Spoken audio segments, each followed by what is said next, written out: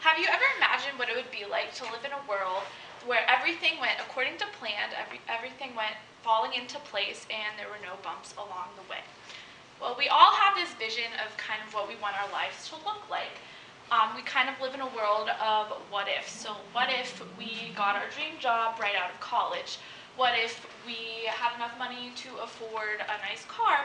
And what if the perfect person, or what if we found the perfect person who could stand beside us and make all of these dreams come true?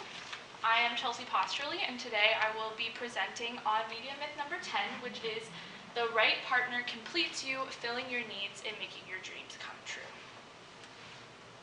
So starting off, this myth is kind of shown in the media in all different platforms. But depersonalization in relationships it's a main thing that is seen through all of these media platforms. But having this mindset can kind of trap us into this illusion of romanticized expectations that we place on other people when we are finding or looking for a partner. So all of these unrealistic examples are shown in different media platforms such as movies and shows that I will be showing to you. But first, I have a few questions. So I know we kind of touched on this through the previous presentations, but I know a lot of you said that you don't really find yourself believing this myth, but do you have any more examples of maybe where you've seen this myth, like in your personal life or through friends? I had a friend who dated a guy for like a really long time, like through high school into college, and then she broke up with him.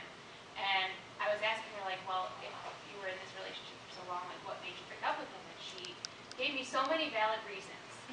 And then for like 3 months they were broken up, and then all of a sudden they were back together because she couldn't keep going without him. She cried every single night. So she just didn't feel like herself without him. My best friend in high school, very similar to that. I remember we were in college and she called me one night. And she was trying to be in the relationship with this guy, but it was like they'd have good day, bad day, good day, bad day, and they had bad days. I always heard about it. And then one day she called me and she was just crying and she was like, I just don't understand, like, why is it so hard to find someone just to make me happy, and why is it so hard to find someone that's gonna stay? And I mean, we had a little come to Jesus moment that night, but it was just hearing that she was searching for someone to fill the void that she didn't want to face herself, which was just her not being happy with herself. But a lot of people just depend on another person to make them forget all the sad things, the bad things. Yeah. I have this guy friend, and like ever since high school, he was like never really the most popular guy, so he kind of got into this like kick of having a girlfriend like completed his masculinity.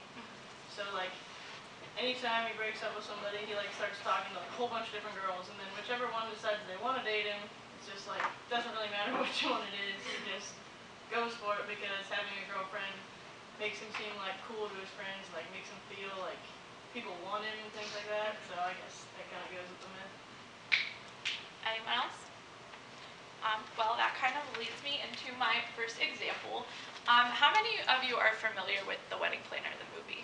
Okay, good. Well, basically, it's about this woman who is a wedding planner, and she's very, very successful. She kind of has a type A personality, so she's very organized and very good at what she does. But she's been single for a very long time now, and her father is kind of constantly nagging her, like, when are you going to get married? And her friends are always talking about how she hasn't been on a date in 2 years.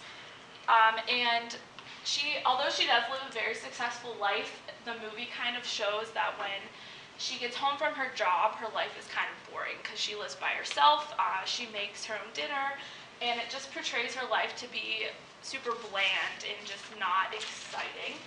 But then one day she is on her way home from a wedding event, and ironically enough, her shoe gets stuck in a sewer vent type of thing on the street, and this car comes and he hits a dumpster, and the dumpster's about to hit her, and this guy magically appears out of nowhere and saves her. And his name is Steve, and he's very fun-loving. He's a children's doctor. So basically, he has sort of personality traits that she doesn't, and that's what she's looking for. And they end up falling in love, but later on in the movie, towards the middle, we find out that they're actually both engaged to two different people, and that becomes a big issue in their lives, and at the end, they both plan on getting married to the other person, and they kind of feel like they're doing it for all of the wrong reasons, like Mary is doing it for mainly her father, and they just don't feel complete without each other.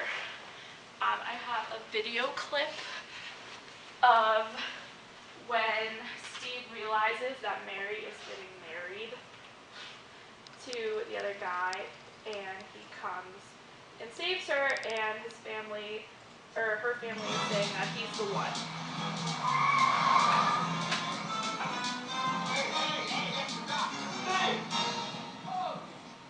You know the doctor? Mary, where's Mary? I'm her father. Who the hell are you? He's the doctor. It's Steve. I'm Steve the doctor. I'm in love with your daughter. What? Yes. You're the one. Wait, what the Man, hell? I'm sorry, but I am. Right, what about Fran? Fran and I did not get married, all right? What's been happening a lot today? You didn't get married.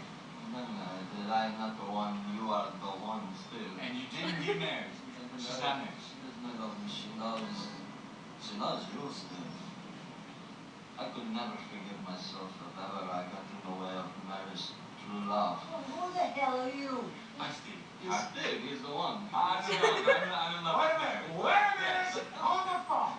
You mean to tell me you love her and she loves you and neither of you got married today? Yes, that's what I'm saying. Then what the hell are you standing around talking to us? I don't know. Where is she? Where's Mary?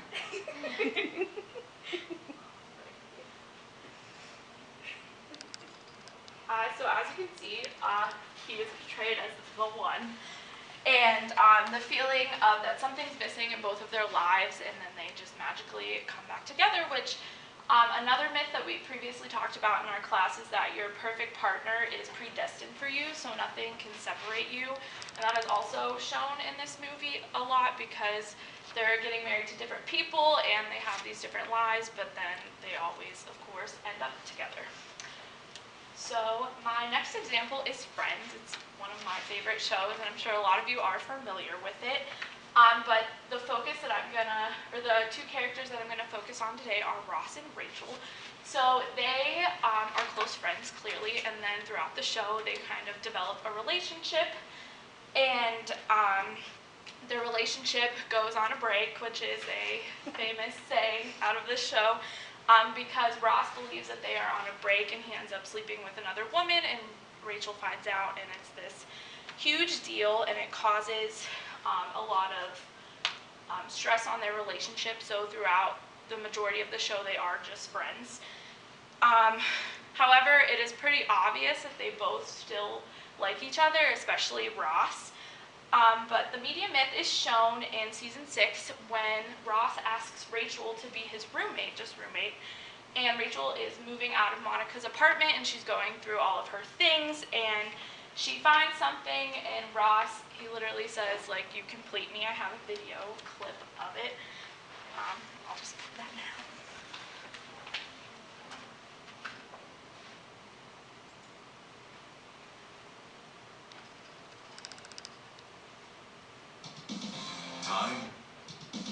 Time Warner Cable is now Spectrum.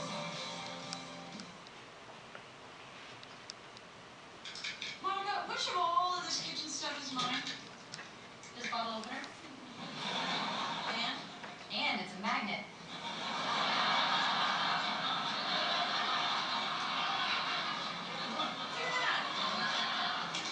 How weird is that? You know, you're moving in with me and you have the one thing I don't have.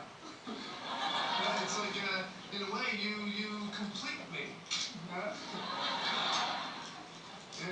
Kitchen. What? You complete me kitchen, matey.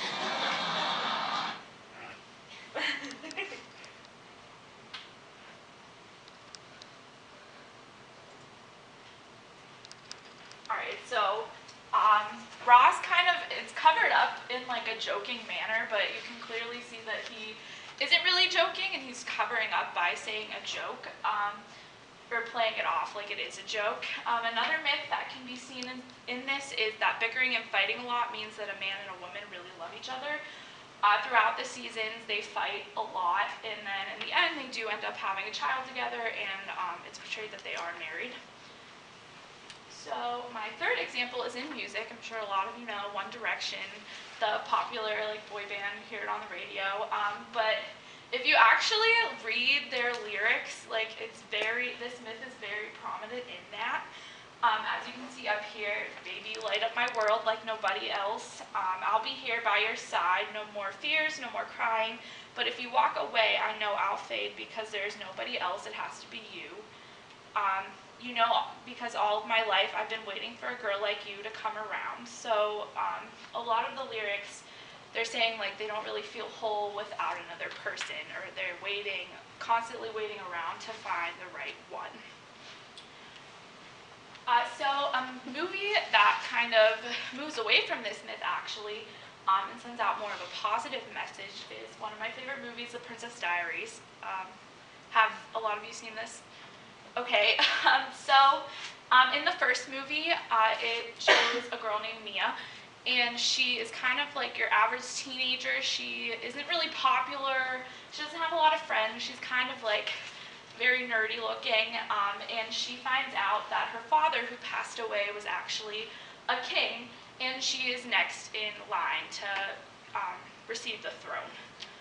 So she goes through all of this princess training, and she ends up moving to Genovia, which is when the second movie takes place, and she's settled, and she's getting ready to be queen, but then she realizes that there's a law saying that you can't be queen unless you are married. So she goes through this whole process with her friends and her family. They go through this it's like the royalty of Tinder. It's like Tinder, but with a bunch of princes and kings, and she ends up going on all these dates, and they find one who is sort of matching up to the criteria that they're looking for, and she is actually engaged to him, but both of them, they're not really happy. And then she ends up walking down the aisle, and at the wedding, she actually abolishes the law, saying that she can rule on her own, and that she doesn't need a man or a partner to be with her, and that she can do everything by herself. She gives this really good speech about it. I couldn't find that video clip. I do have one. But she gives this really good speech about how she can be independent and how she can do everything without someone else there by her side. This is just a clip of her actually becoming queen alone as an independent person.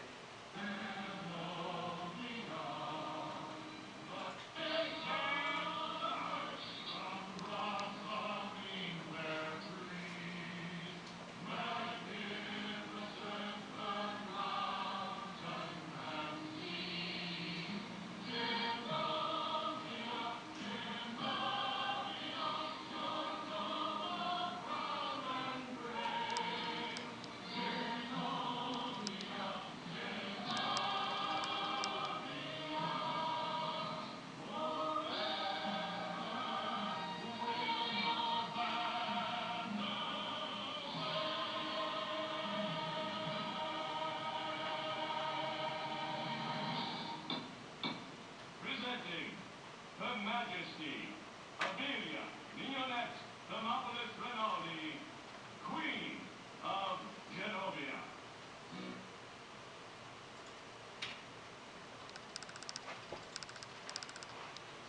So as you can see, this movie kind of goes against the myth because she is doing everything on her own. Great, so I'm going to ask a couple questions again. I know we did touch on this, but do you guys know of any other examples of movies or TV shows or even music that go against this? La La Land, because they have you thinking that they complete each other and they're gonna last forever, but then they don't. Anyone else? Yeah. This is kind of related, but it's a show about substance abuse. It's called Codependency. So they kind of take couples who are both addicted to drugs, and then they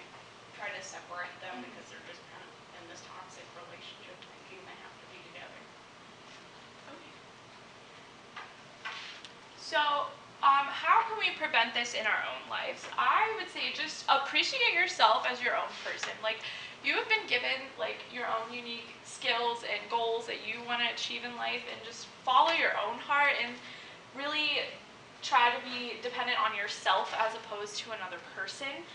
The book has a quote that you have created your own unique reality and you're living your life according to your own unique path. So if you really do feel incomplete without a partner, if you're constantly longing for someone to sweep you off your feet, you might not really be ready for a relationship. And like Kevin said, it can also lead to a lot of depression when looking for another partner. But until you complete yourself and fulfill your own needs, that's when you can turn your, what if lifestyle into, you can do it yourself. And here are my resources.